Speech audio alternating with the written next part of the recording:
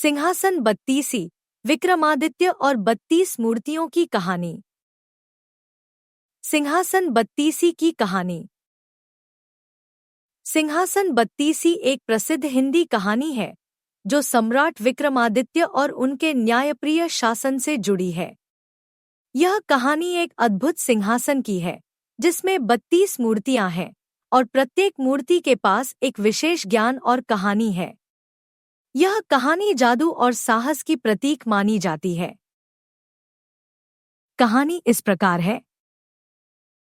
बहुत समय पहले एक महान सम्राट विक्रमादित्य थे जो अपने न्याय और समझदारी के लिए प्रसिद्ध थे। एक बार उनके पास एक जादुई सिंहासन आया जिसमें 32 मूर्तियां थीं। हर मूर्ति के पास एक अलग कहानी और बुद्धिमानी का संदेश था। जब भी कोई व्यक्ति इस सिंहासन पर बैठने की कोशिश करता, उसे इन मूर्तियों द्वारा एक कठिन सवाल का सामना करना पड़ता।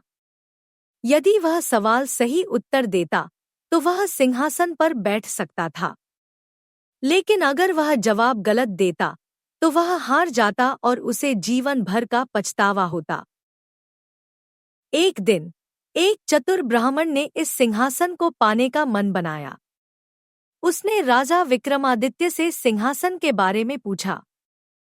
राजा ने उसे बताया कि केवल वह व्यक्ति सिंहासन पर बैठ सकता है जो 32 मूर्तियों द्वारा पूछे गए सवालों के सही जवाब दे सके। ब्राह्मण ने सिंहासन पर बैठने का निर्णय लिया और सवालों का सही उत्तर देकर सिंहासन पर बैठने में सफल हुआ। इसके बाद उसे सिंहासन का असली ज्ञान प्राप्त हुआ और उसने विक्रमादित्य के साथ मिलकर न्याय की सेवा की।